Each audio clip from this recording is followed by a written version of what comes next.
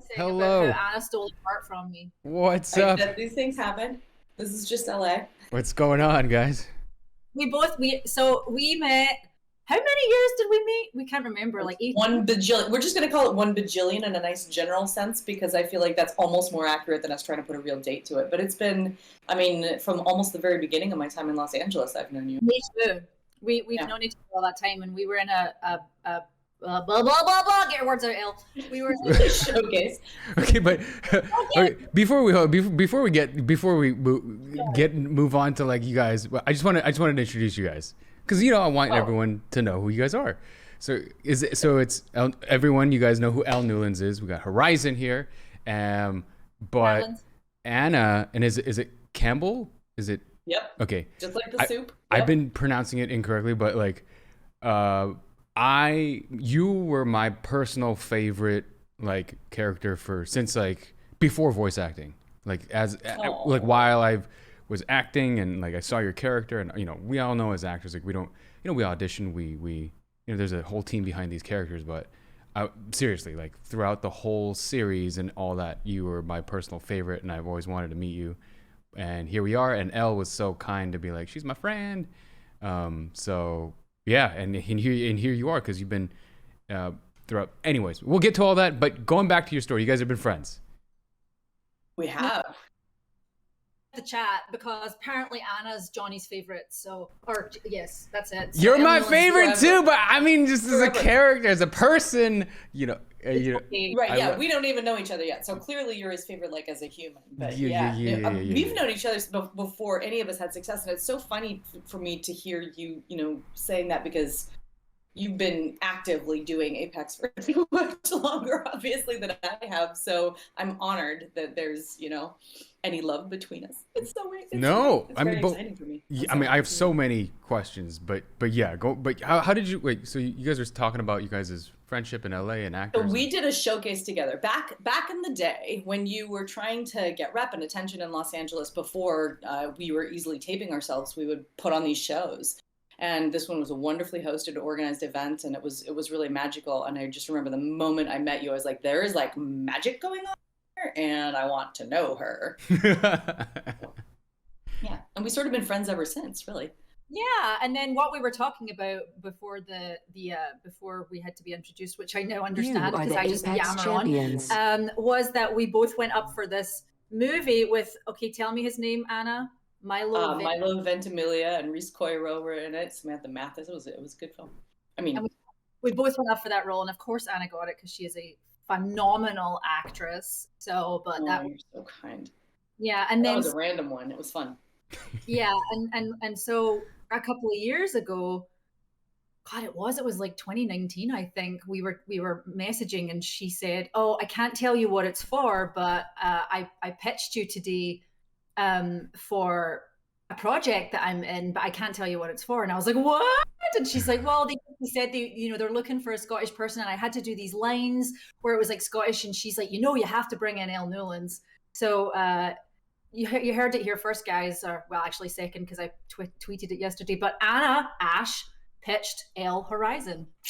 That's amazing. I feel like this is like, so I mean, that did happen, but I threw out the name of the person I knew who should just book the part, and you were probably on every list already because you'd had so much success already by that point. But gosh, that worked out fine for me. Now we get to like be friends in public in addition to in private. I like it. Or frenemies. Yeah. Frenemies and friends and frenemies. So. That's amazing. Mm-hmm.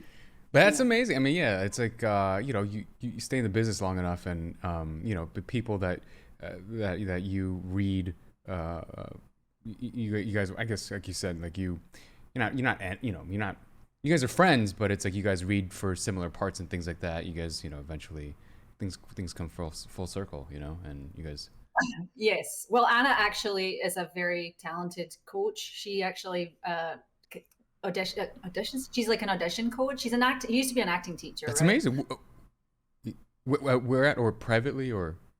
You went to one of the big Hollywood studios for several years, and then I struck out on my own. So I just coached through my own banner, which is Actors House Studio now. So, I've been, my favorite thing about acting is is picking apart scripts. I really love script analysis, and I really love seeing how the words given to you by these amazing writers. I mean, how lucky are we in our job, right? Yeah.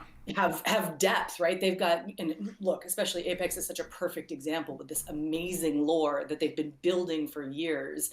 And I've literally seen it happen because they brought me on years ago at this point just to be a tiny little part in this thing, and then gradually made sure that I was woven into the backstory of this thing long before I think the decision was even ever made that I got to be this big a part of it. I'm just blowing me away. So that level of detail is what I've always loved about acting in general, and when you get a good part like that, forget it. So that's why I still work with actors in particular, because I just love picking apart scripts and finding how much more to it there is. Yeah, I mean, I want to ask both of you, because I mean, I kind of talked to you about this during dinner when we all got together, but I specifically asked JB on top of that because again, he's a brilliant director, actor extraordinaire. But a lot of people on our in my chat, or people come up to me and they ask me like, how do I become a voice actor? How do I become a voice actor? Like, what can I do? People have told me that I have a good voice, and usually my advice is, don't try to become, again, I mean, you guys are but I just want to know your guys' opinion. But I tell them, don't try to be a voice actor. Try to be an actor and go to acting school and totally. Do theater. Read plays, do student films. Do plays. Be in acting class. Like you said, script analysis. Pick it apart. Be extremely nuanced, detailed. Learn the techniques. Because a lot of these tools are transferable from voice acting to theater to film to television. Because I never took a formal voiceover class, but I've been doing theater, film, and television for close to 20 years of my life. And there's things like okay, don't talk. The mic is here, so it's like you can't be over here, and little things like that. But it's like kind of like hitting your marks. But I always tell them the importance is the acting and tools themselves. And I think JB agreed, but I want to know both of you guys' take, just so you can tell, these guys. After you, my love. Oh, I mean, I just agree with everything you say. I get asked that a lot as well. And I actually coach voiceover for a couple of studios, specifically video games. Whoa, big girl on campus. Yeah. So what a lot of the students in the class ask that at the end. They're like, well, because some of them are brand new. They're just taking the class to even try and dip a toe in to figure out what it's about, and they're like, where should we study and what should we do? And same thing. I actually advise people to take improv class. Like sign up if you're in LA, or I think even they're doing online now. Like sign up for Groundlings, sign up for UCB. I've done both of those. Anything that can get you out of your head, because so much of what we do requires you to inhabit a world that doesn't exist, because it's just words on a page. And so I feel personally like improv kind of trains your brain to start creating worlds that don't exist and to feel comfortable to express that. And so to just add on to what you said, Johnny, absolutely any acting class, but improv comedy is also a great skill to start honing and training your brain. Train your brain. No, I mean, voiceover acting is acting, and I think that the idea that there's a separation between those two things, I mean, the trick with voiceover acting to me is that you only get to use one of the tools that's available to you. So if you haven't worked that tool, then yeah, you're SOL, right? But look, I got really lucky. I had someone who knew me from the commercial world who pulled me in for a random audition for my first job, which I booked. I mean, to book your very first job out there, I had no idea what I was doing. I mean, so to talk about voiceover? It not being a technical thing. Sorry. For voiceover, yeah, it was Lost Planet 3, which I played the wife back on Earth, and it was mocap, and it was in person. It was incredible. But I learned a lot on the job. But if it hadn't been for my work as, as an on-camera actor. I don't think I would have ever booked it in a million years. And I did end up taking some voiceover classes, as recommended to me by different agents over the years. And I found it honed my skills, but I do think that there's sort of an inherent sense of, I agree with you, Elle, completely. If you can't just launch into your imagination, forget it, right? Yeah. Because I'm a person who's always like played make-believe games my entire life and put on shows in the damn living room. And, just I can go my brain can go there wherever the heck you tell me there might be. Like I've created an entire universe about it. So if that's not you and you're trying to make it sound a certain way, it's never going to happen, right? It's about believing that it's true. Yeah. Because otherwise you won't believe that you're with us in wherever we go. No, that's so great, because it's like as a kid too, like that's exactly what I would do. And when I showed my mom like some of the trailers, I'm like, Mom, what did I do? What did I do when I was a kid? And she straight up just went, you used to just run around. And like, she's just like, it's just like a crazy kid just by myself for like hours, just, and then just creating all these places. But I genuinely think that like again, it sounds all technical, like specificity and details, but all that just means is just, to me, is it's just more making it more real for you. And the more you believe, the more the audience believes, right? I think. Yeah. And it's funny because like I listen to, because I've been doing video games for like I think 12 years now, like for a while. And like two things that I've noticed. One is like how much my accent has changed. Like I've become more Americanized. Like I was totally Glaswegian when I first started. It was like totally Scottish. But also it's like the quality of my work now is it has that imagination that I'm talking about. I listen to some of my stuff and I'm like, God, it just sort of, it was a little flat. It was just lacking life and it was lacking depth. And I also think that to anyone that's doing it, it's like, allow yourself time. This isn't an overnight thing. It takes, it takes a long time to build a career. Sometimes it doesn't, but I mean, I was very lucky. I because I'm Scottish and I sent out like a commercial headshot and the agency called me and they're like, have you ever thought about doing voiceover? And I said, well, I took a class years ago. And they're like, well, will you come in? And I said, sure. And I read for them and they signed me because I was Scottish. And so that's like not the normal experience, but it doesn't matter. I started my career a long time ago, but I personally think that now is when I'm doing my best work now. And that's like 10 years later. So. Yeah. So much is also just getting, the more I age, which I love doing PS, the more I'm comfortable with myself, right? The more I'm like, oh, okay, I know exactly who I am. So I can stretch that whatever direction I want. And there's no ego at stake in it whatsoever for me anymore. So yeah, I'll play an evil robot and be terrified and all these things. It's not about me. It's about that character. Yeah. I found that. You're almost old, that helps. You're almost like, your journey almost reminds me of like Paul Bettany and with Vision, because like you said, you were saying like how you were this small character and you were kind of in the background, and here you are now, you have your own full season, and you're just full blown, and it's all about like the both of you guys and like your guys' history. But it reminds me of like Paul Bettany, and like his story was amazing. Like I remember listening on his interview, and again, this isn't your case, but he had gone through a producer session, and then he was like, the producer was like, you're gonna be blacklisted from this from Hollywood. And he walked out of the studio, and like literally he got a phone call from Joss Whedon's like, hey man, you want to voice this thing? He's like, sure. And like he voiced Jarvis, Iron Man's thing for a few movies. And then it transitions, and he becomes this full-fledged Marvel superhero. This like, and he gets now his own TV show, and I mean, and sort of kind of like your character Ash has always been there in the Titanfall universe, and has sort of over the years had gotten more. How do I say this? Like, there was started to become more backstory to this character, and. And now here you are, and season 11.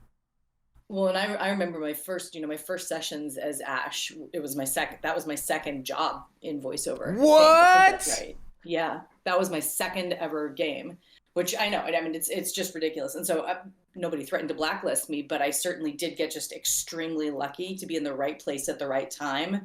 and find something unique that they decided mattered that much. And people latched onto it. I remember thinking at the time, people were saying, oh, this character's huge. People love this character. It's like, I don't understand. I'm an evil robot. Like, what's to latch onto?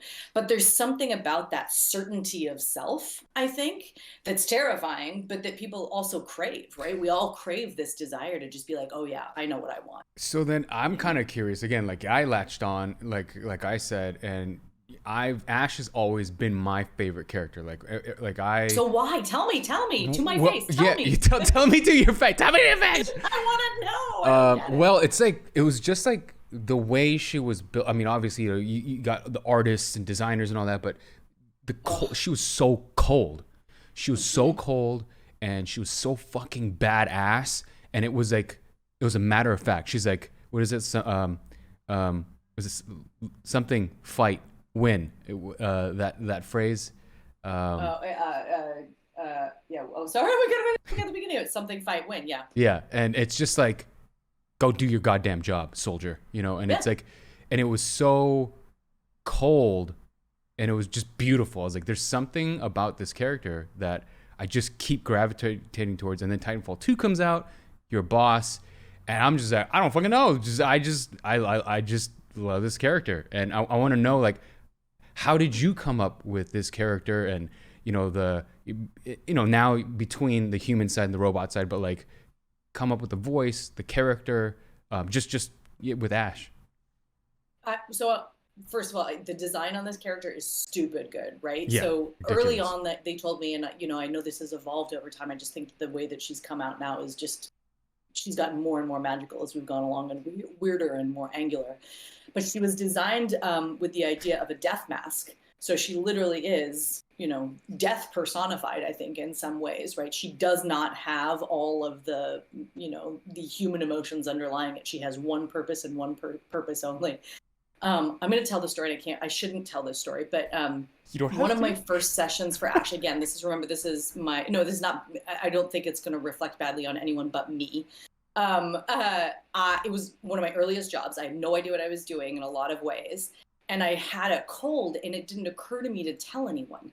And it didn't occur to me that I shouldn't go to the session, and that I should tell the casting directors and all these people. And so I went doped up on cold medicine. Like crazy doped up, Alka-Seltzer, not NyQuil because I'm not that dumb, but almost. And the next session after, and it worked fine. I dried everything up and everything was fine. It was okay. But I'll never forget, because the next session after that, I barely remember that session in a lot of ways because I was really fighting my way through it. And the next session, they were like, that thing you did where you got really cold and distant? And I was like, I'm pretty sure that was the Alka-Seltzer talking, but yes, I do. So I do think that a lot of the distance from humanity that came from it was because I was literally not present on one of those first days. And that's a dumb, lucky accident that you can't recreate. And in some ways, as an actor, finding my way back to that is difficult because I'm deeply engaged as a person, and I'm like all in your face and all like lovey-dovey hugs and all over the place. But to be able to say, no, the only thing that matters is from this point back, instead of like I am out there in the world and I think came as a result of that like stupid accident. Isn't that crazy? But I think about that all the time, because every time it's like, now give us one of those cold disconnects. And she's developed more anger, and she's developed more disgust and disdain, and a version of sarcasm that only exists in a world where you have like half an emotion.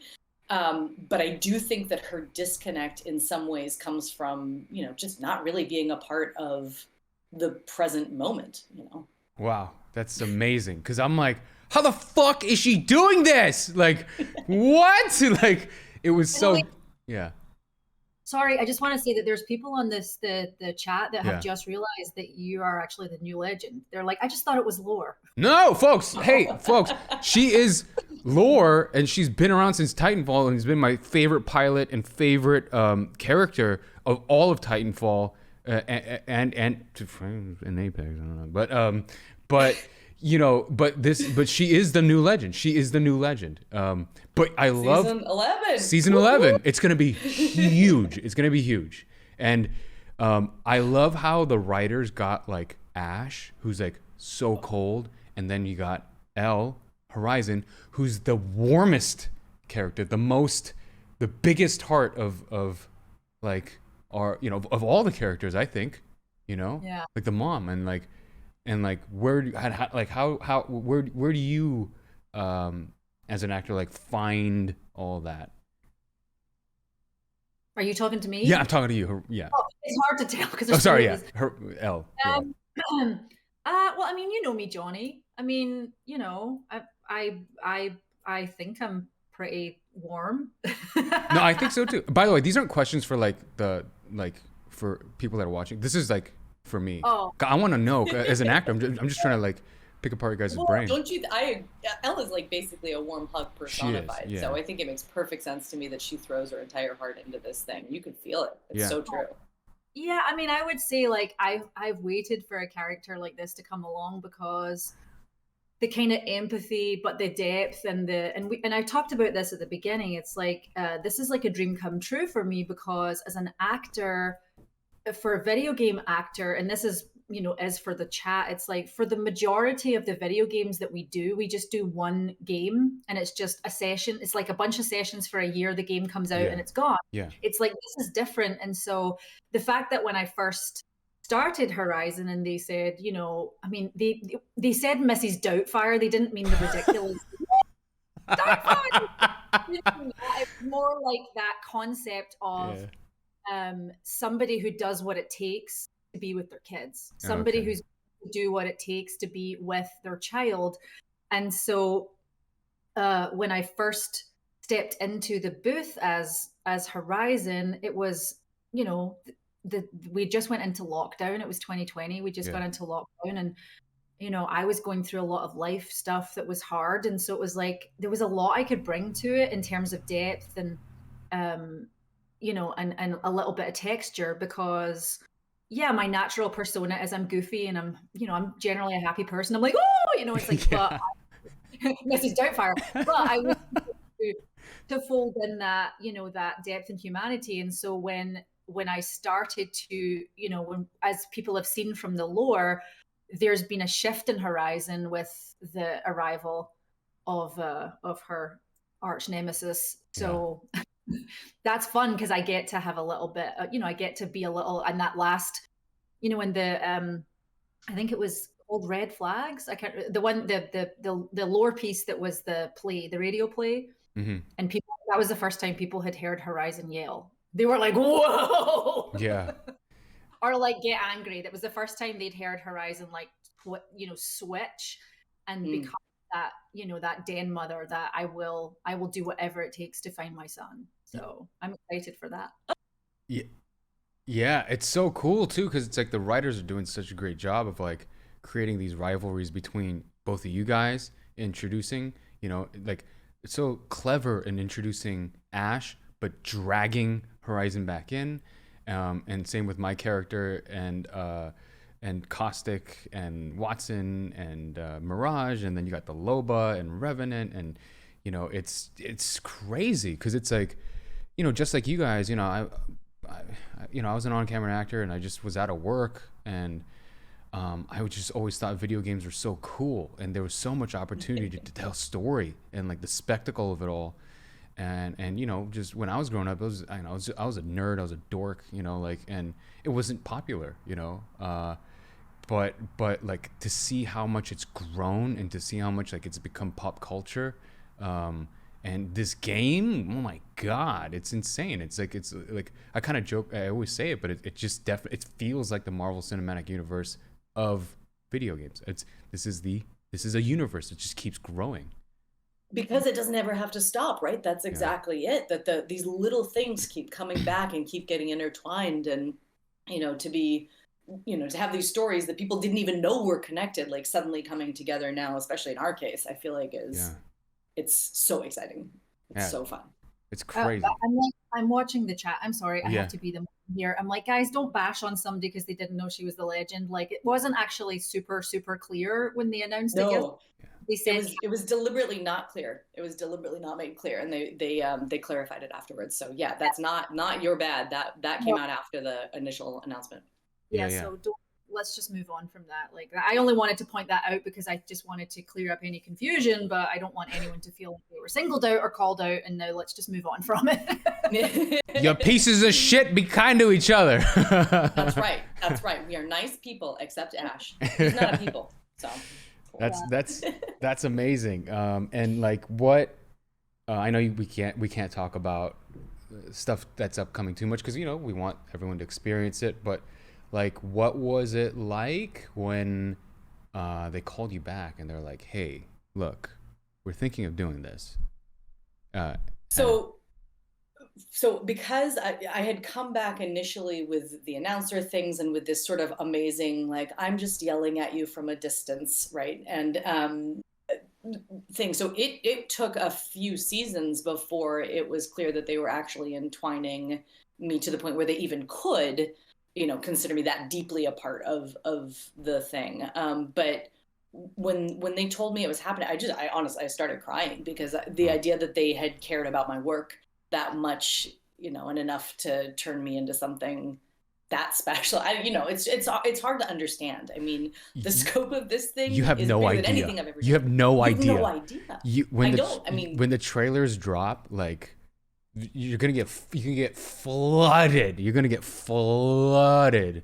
Like, it's the thing. It just happens. I told Eldest too in the beginning, and she's like, I don't know. And she's been warning me. You know, as soon as we all found out that this was for real and that this was happening, you know, she's been prepping me and explaining to me, you know, how to be the best part of this community. No, I mean, in a really positive way. I look at the way Elle has really embraced, you know, being this character, and you have too for sure. And that's what I want. I want everyone to know that this is a magical universe. I get to be part of this. I'm excited. But how crazy is that? Like, it doesn't make any sense to me because you were in it first. You're the veteran. Well, yes, that's true, right? So I've been playing Ash. God, is it 2008 that Titanfall 2 came out? Is that right? 2008, 2010, something like that, for a decade. Right, this character has been part of my life and my career for a decade, but, you know, there's certainly a dead spot in there where I was like, oh, that was cool. I get to play an evil robot. I mean, when that game came out, I had a cousin who was like, wait, are you playing an evil robot in this game that I'm playing right now? I was like, yes, I am. Right? Like, yeah. But I mean, that you can have that much of an effect, even including, you know, that your family comes around and sees these things. Because, you know, as an actor, 95% of the time, it's a one-day job. It's a one-week job. Yeah. It airs, and that's wonderful, and people get excited, and then it goes away. But this, it just has legs, right? Legs for days. And the idea that, I mean, again, for me, it comes down to the work and comes down to that people are appreciating. I keep wanting to say who this person is, but it's so much more complicated than that, right? It is the complexity of what's going on with this story and this character. Yeah. How weird she is, right? She sees the world completely differently, and that's exciting, I think. Yeah. Although I kind of love that she told Newton to go home. When like, that was it. And the trailer that just dropped, like, you know, Newton comes up and says, that's right. Dr. Reed, do you need me? And she says, no, you should go home. Like, I like that. Like, she's got stuff to do, you know? I mean, I think we'll find out what is her actual MO at the end of the day, because I think there's a lot of different ways to read that moment too. And, you know, we're lucky because everything's got a plan, and we're going to find it all out. Oh yeah. I read it as the juxtaposition between Dr. Reed and like who she becomes. Like, you know, there's a redeeming. And so the only reason I bring that up is because I got a lot of messages yesterday from people commenting on that and saying, hey, I really love that, you know, that Dr. Reed like sent, like, she saved Newton, and it's like, so it's like, you know, I kind of love that the fan base embraced that, like the community is embracing that, because we don't want, you know, you have, and I want to also say that, you know, guys, Anna literally played two characters. Yeah. In that, like, thank you for bringing that up. That's a fucking hard thing to do, man, as an actor. But sorry, go ahead. Sorry. I'm gonna grab a coffee as you speak. Sorry. You embodied like two different roles, and embodied like I don't know. It's not easy. It's like, because, you know, Dr. Reed's not Horizon. She's not like that warm and fluffy, but she's definitely a better version of like, you know, what she becomes.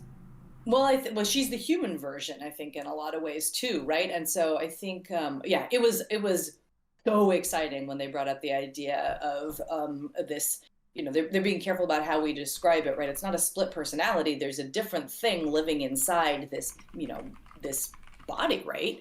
And I think that it's really exciting to sort of to be able to say, okay, here's kind of the consequences of your action, right? Here's the thing is that, you used to be a real human, and when you betray people and when you make mistakes, like you're gonna have you become something else. And I think that that's such an interesting psychological study. But yeah, it was very, very relieving to be able to get a human voice in there, because Ash speaks in approximately 3 notes of my vocal range. I mean, there's literally no, there's almost no intonation in it. And like I said, having to pull back that often. And so getting to find this person and she's got just, deliciousness about her. Getting to play the doctor too has just been, it's been special. It's been really, really special to be able to do that all within the same job. I mean, forget it. That never happens. I know. God, it's, I mean, the trailer, the work that the both of you guys did in this trailer, like, holy shit. Like, not but you guys, but also, everyone that was a part of it. It's like these trailers are undeniable. It's not like, oh, this is just as good as. It's not that. It's the storytelling within the time frame, the art, just everything, the animations, your guys' performances. Every goddamn season, it gets better and better. It's crazy. And they're spectacular. They're beautiful. They're intricate. I mean, the amount that you can, you go back and watch some of the old ones and you pick out even more things and even more things and even more things. It's amazing to watch them unfold. And this one in particular is so weird. The timeline is so confusing and there's so much to unpack. And I just think, I've watched it a bunch of times, not just when we were doing it, just to understand how to piece it together and give the performance that it needed in order to tell the story they were trying to tell. It's special, very special. It was definitely fascinating for me when I recorded it, because I was like, wait, she thinks it's Lillian? Like, wait, what's happening right now? Like, even I was confused. She's like, you're not Lillian. It's that recognition.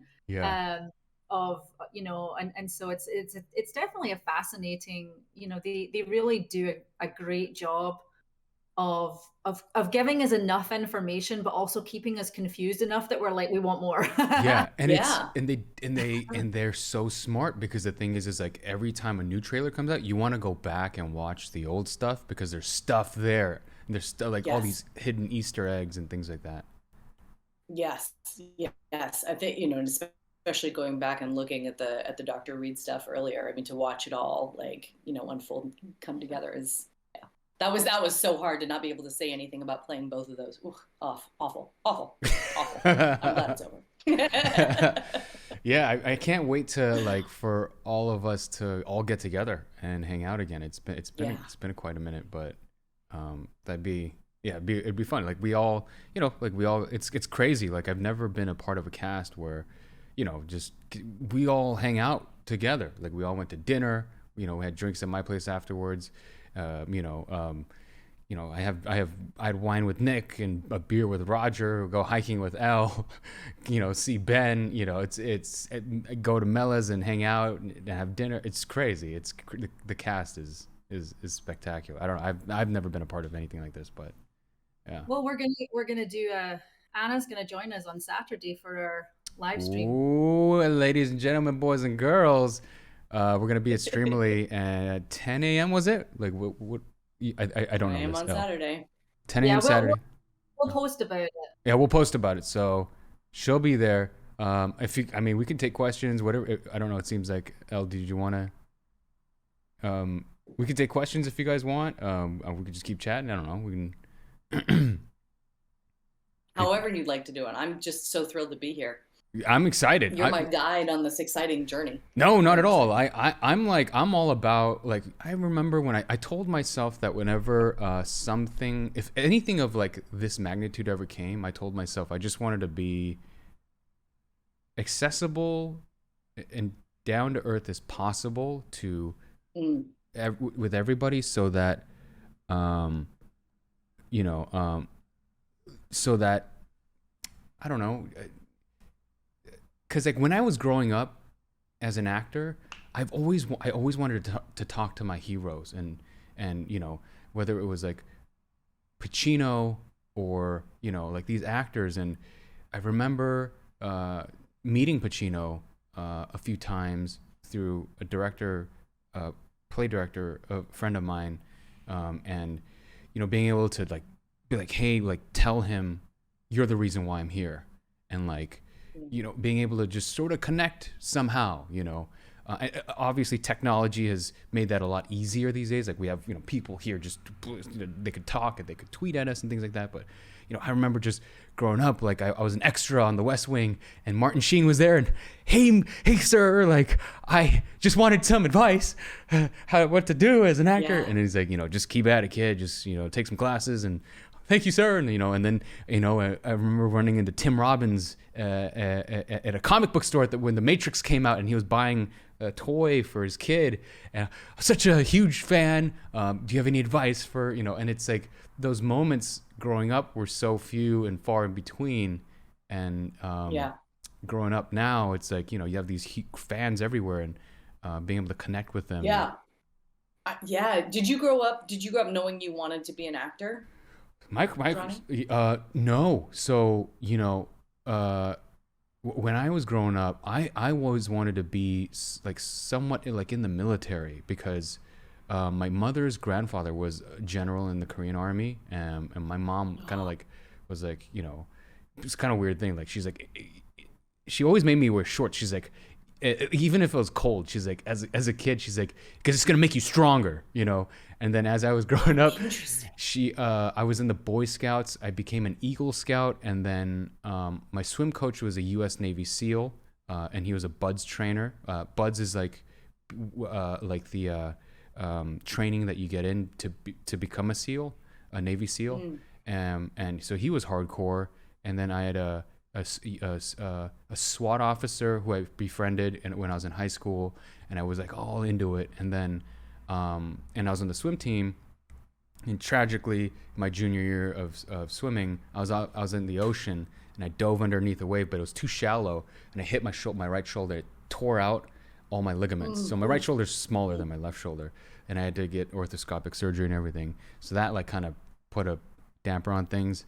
But also my mom really didn't want me to go into the military, because she's like, you're gonna die, and she was all worried. So she put me in all sorts of extracurricular activities, and then one of them was, she's like, your cousins are going to this school to be in this acting school. And I'm like, actor? It's like, this is the stupidest thing in the world. I don't want to do that. That's ridiculous. Who wants to be an actor? And then my mom begged me for like 3 months. So she's like, just go, please take this interview, because she wanted me to stay out of trouble. That's essentially what it was. I see. So I did martial arts. I was like, bad boy, Johnny the bad. I wasn't a bad boy. I mean, I did like, I was like into video games. I was a huge nerd, is what it was. And and I would go to these PC cafes and build computers, but she was just afraid, because she saw so many things happen to other people. And I went to the Strasberg Theater Institute here in Santa Monica.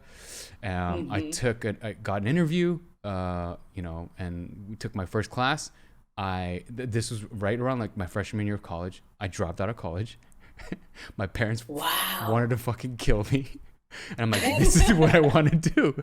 And they're like, you want to do this? We're not going to help you. And I was like, I don't care. Al Pacino worked at a restaurant. I'll work at a restaurant. So I went and I applied for California Pizza Kitchen in Beverly Hills. I got turned down. Went the next week, got hired. I worked there. And they like, we're not going to support you. I don't need your support. I'm like, he washed dishes, and he was a waiter, so I'll do it too. That's what I did. And I paid all, my Strasberg, tuition through that. I was there for like 3 years, and then they were connected with the Actor Studio, because the Actor Studio was up here at the time. Well, it's still there, but at the time, kids don't know this. Kid in my day, but on Sunset there was a theater called the Tiffany Theater, and they put up a lot of plays, and that people from the Actor Studio used to go. And so in the Actor Studio, in order to do your audition, you need to wait in line for about a year. And to cut that time in half, if you ushered every weekend at the Tiffany Theater, they'd cut your time in half. So that's what I did every weekend. and then you could observe. And Martin Landau and Harvey Keitel were teaching at the time, so I took their Whoa. classes. That's nice. Yeah, I very very fortunate that I ran into a bunch of people that I studied with at the time. But and then I was about to get my audition. I was like determined. I was like, I'm gonna be the youngest actor ever to have, you know, get accepted, because I heard the stories that they get rejected 3 times, and after the second time you have to wait a year. And I was determined. But then my dad was like, "Are you gonna do this?" And I'm like, "Yeah." He's like, "Even if you become homeless," I'm like, "I'm gonna die trying." He's like, "Okay, look, you're an idiot. Right now, you know, as an Asian American actor, there's nothing for you here. So come to Korea, and we'll figure something out." I went to Korea, couldn't speak the language. I went to the university, and in a tutor, pretty much from like 9 to 9, I was learning Korean from 9 a.m. to 9 p.m. Wow. And then I got scouted on the street by an agent, and then I got a manager in Korea.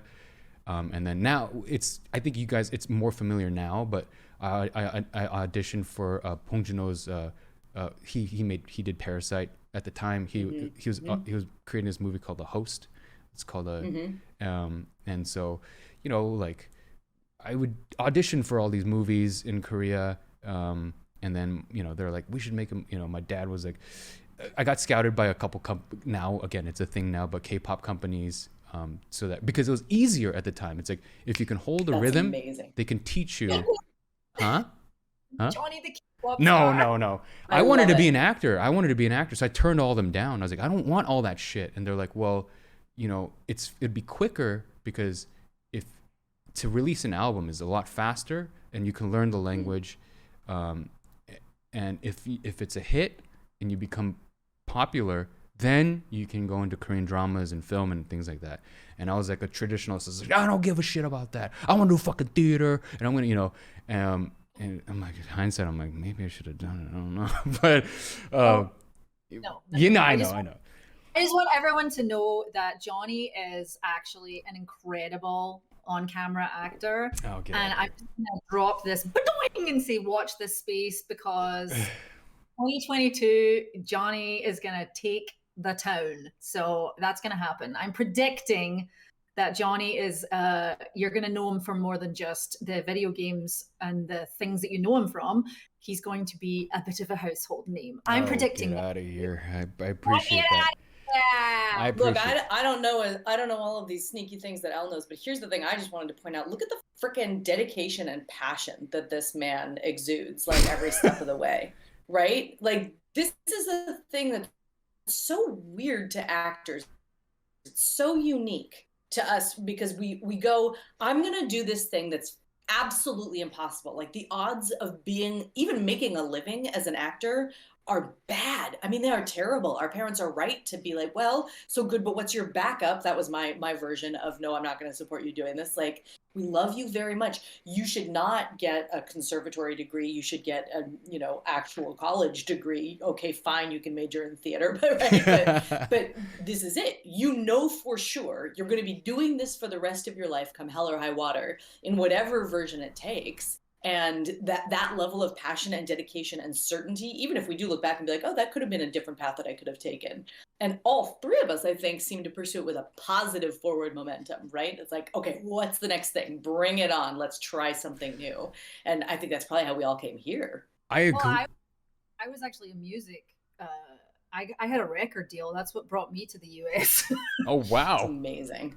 Yeah, I had a record deal, and that was like what I thought. That was the direction I thought I was going in, was music, because I don't have acting training in Scotland. I mean, I took some classes, but I was a classically trained singer, and I studied with somebody who was a teacher at La Scala, which is like the big Italian, you know, operatic, like classic.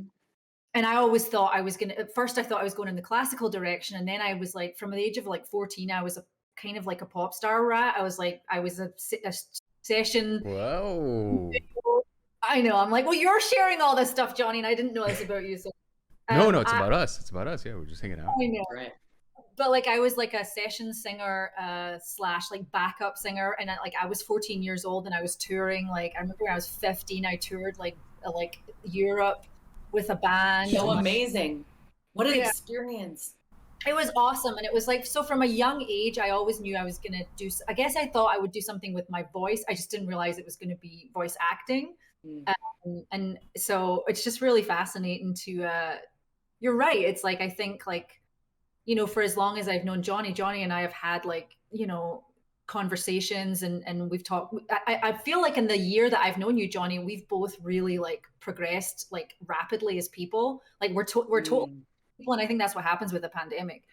So it's just like it's really fascinating and I just want to say this, like I'm super proud of you, Johnny, because like, I never even thought about, that's how privileged I am. I never thought about how challenging of a career path you've had being an Asian American. Like your dad said, there hasn't Yeah. always been, well, it's true. There hasn't always been like the opportunities, which is wrong.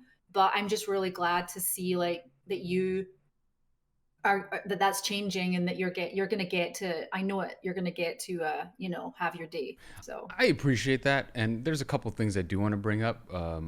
Like, I don't ever see, my thing is, I try not to play victim, right? And it's like the circumstances are what the circumstances are, right? And this is a business at the end of the day, and we are essentially a product, and yes, if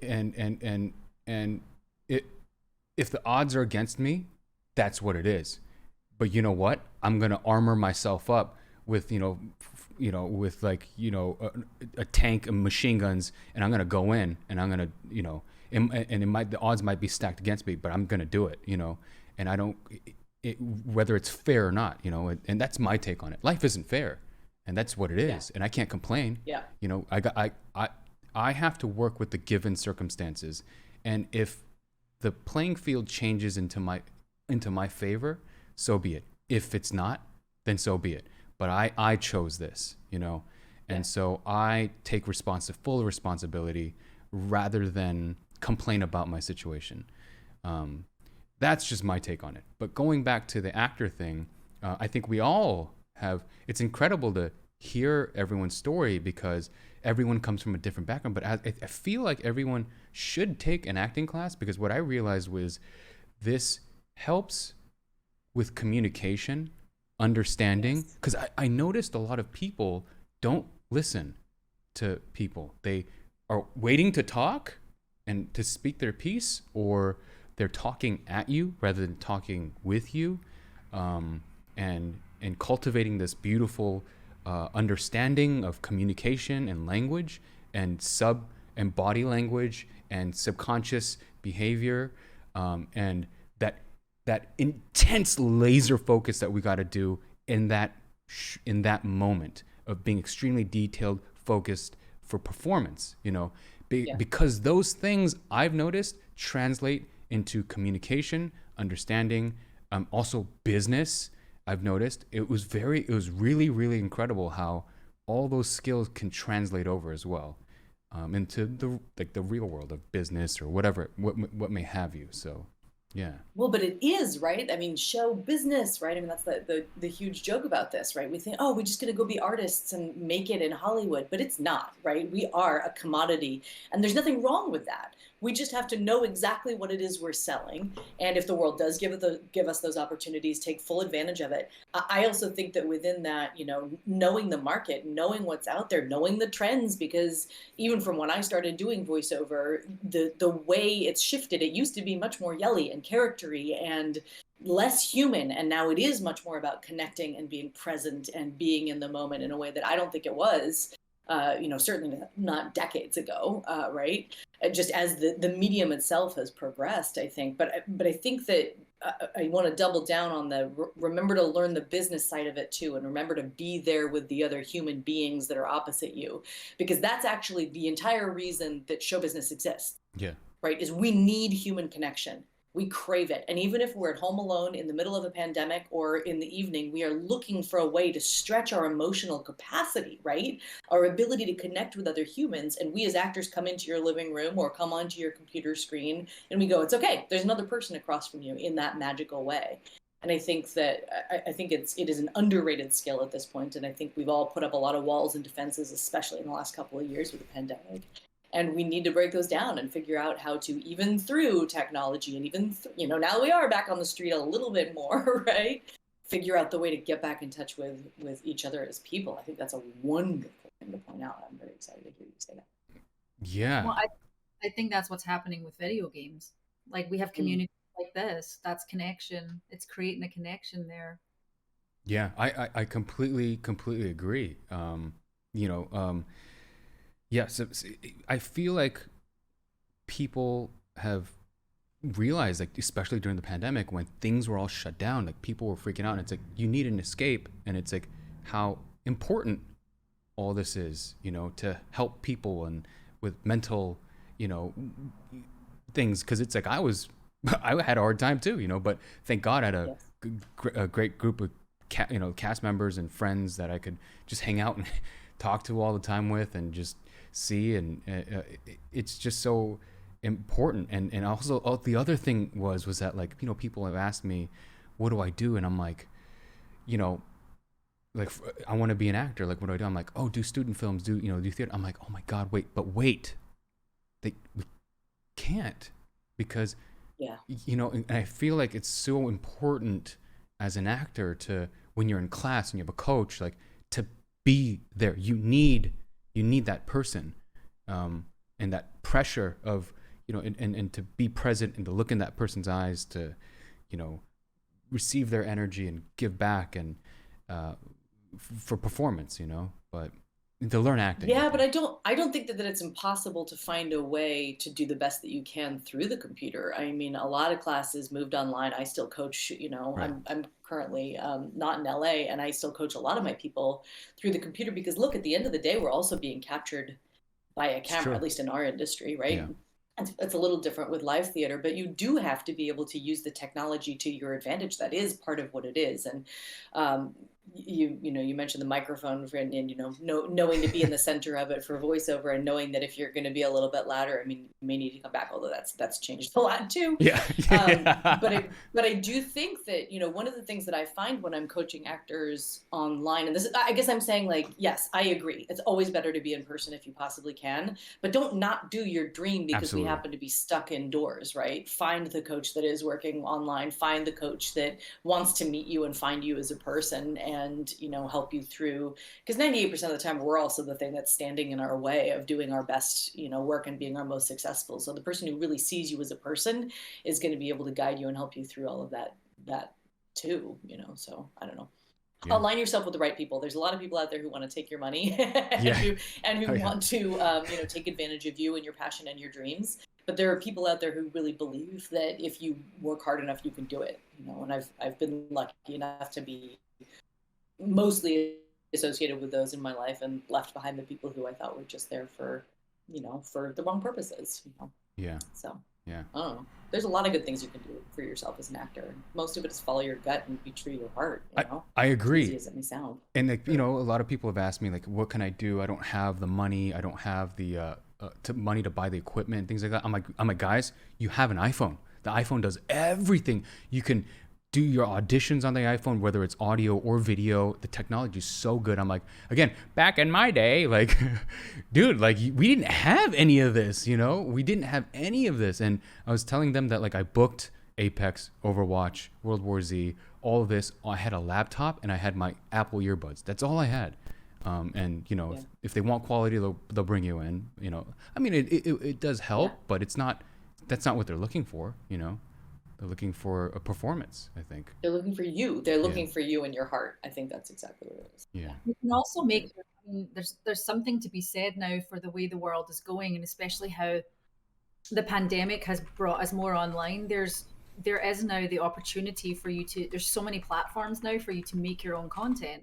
Yeah. You don't have to be cast in something. You don't have to, like you mentioned student films, Johnny, you can be your own student director. Like, you can literally find a group of people and have someone write something, have somebody that knows camera, have someone that knows audio, and have somebody that knows lighting, get a bunch of actors, get together and just make your own stuff. It's like, that's really, I think, like, a lot of people remember Etta and Gabe, and she, like, she had that wonderful character, and like, our friend got an audition for, was it the Tonight Show. I can't remember. Like they found her on YouTube.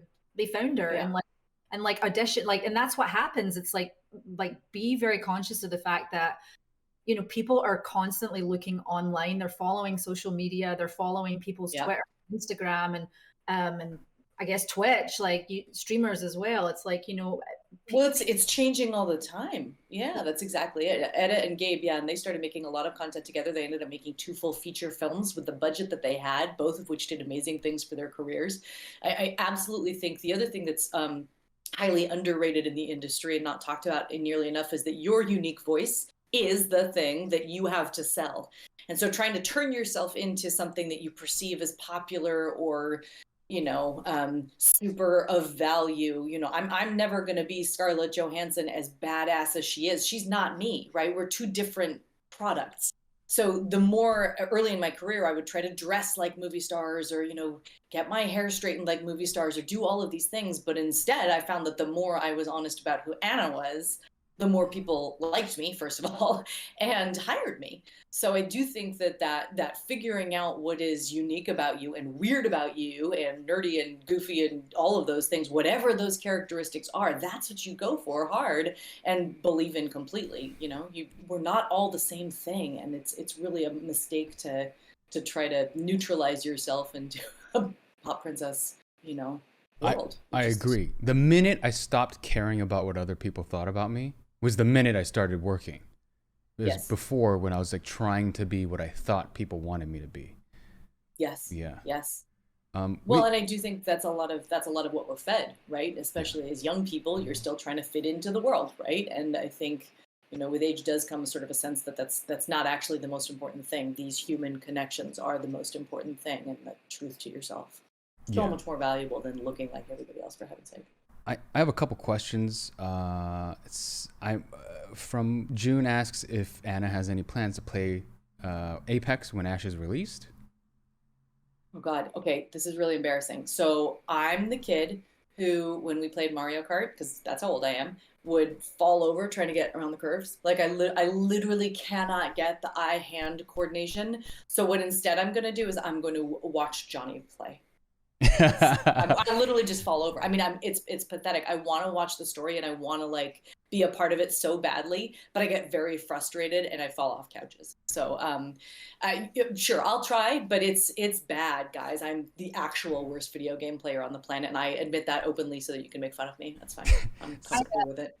I got Ben's PS5, and I got like Ben set me up with like a PS5 and a monitor. I have all this stuff, and I literally have not gotten past the firing range. And someone like, when's Elle gonna stream? I'm like, this is it, guys. Right I'm like trying to walk forward, and I'm like, these buttons that I have to, it's a disaster. But I want to see all of your gameplay, so send me all of that. That I really would love, because it's kind of the way that I'm going to experience all the different versions of her. Right? All of this work that we put in, I want to see it all. Yeah. And someone's asking when we can get an autograph from Ash. Oh yeah, I mean, she's right here. So yeah, I'm working with the Streamily with these guys. So we definitely are trying to get that all set up. That's all going to be happening. But we'll post about it as soon as we have all of the final details. But as soon as I can get set up and running, now that I'm allowed to say things out loud. Someone's asking, for all 3 of us, what's your favorite part of voicing your characters on Apex? Is there something special about their backstory you love? Let's start with Elle. I get to voice a character that's kind, because that's just what I need in the world right now. Like on a personal level, like, you know, I need I just don't need any more drama in my life, and I don't want to create my own drama nor be part of anyone else's drama. It's like, I just want to have a simpler, easier life. And so the thing I love about Horizon is, as complex as she is, I love that at the core of her, she's kind, and that means a lot to me. Not what I love about playing Ash, because it doesn't exist. For me, I think it's really fun to step so completely outside of myself. It's really fun to be able to say, this is not me, and I still have to make these choices and these decisions in a world where, you know, I like to approach everything with a big heart wide open and with all the love in the world. But you know, she doesn't even use logic. She just uses winning as the only important thing. It's not the way I go through the world, but I find that degree of certainty. I think that's what people find attractive about her. So I try to go with it, and especially, getting to be able to play Dr. Reed as well. That's been, as I said, a magical part of this experience.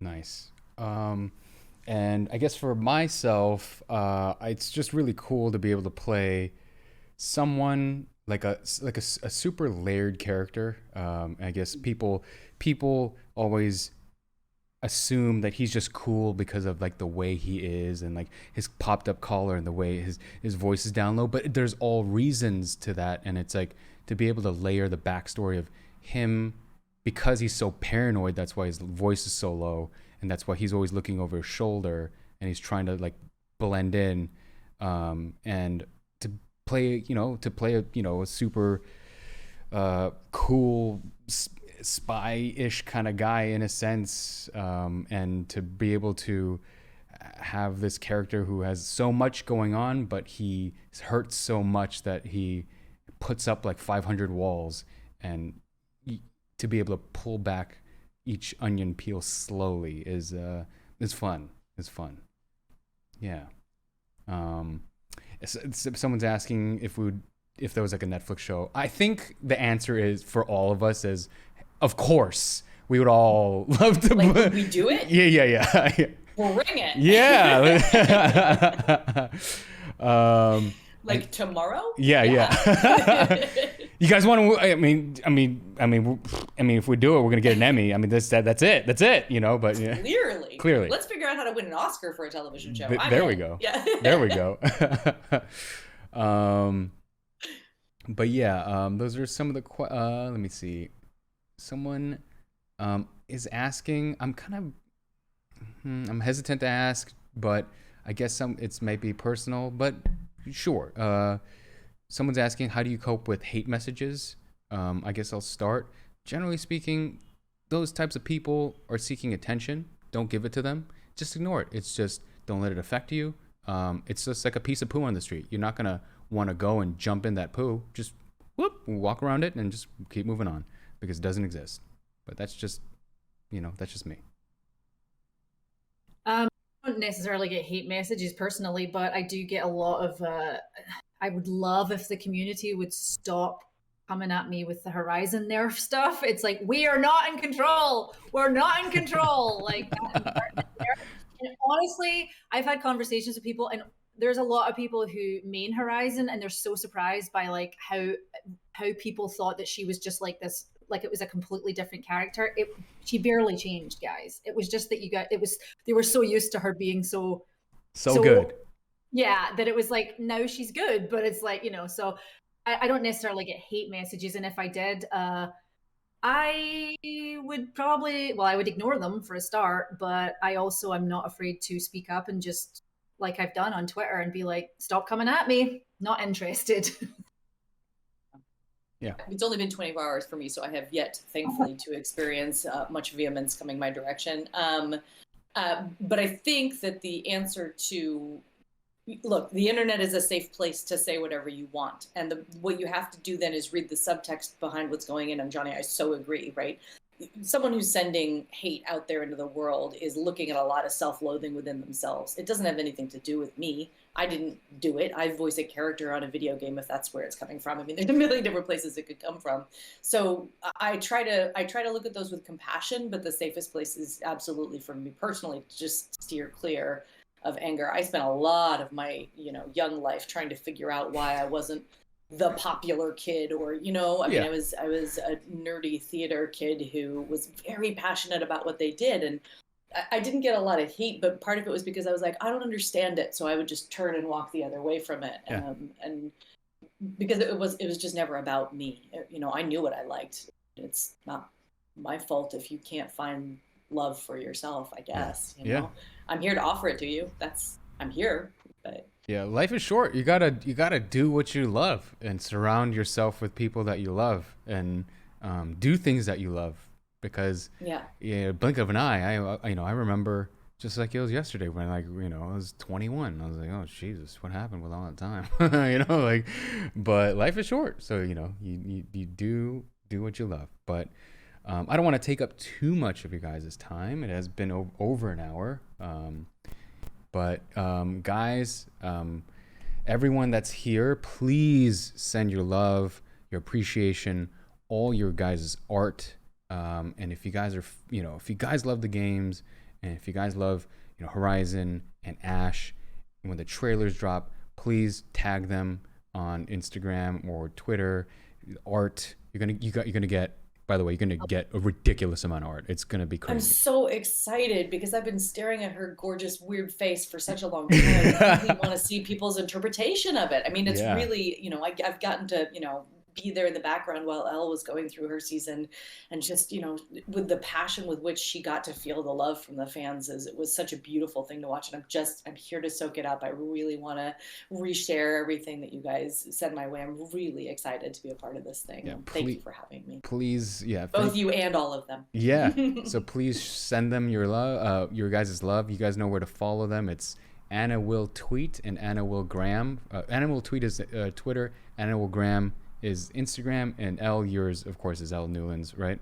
For Elle Newlands on Twitter and Elle Newlands Graham on Instagram.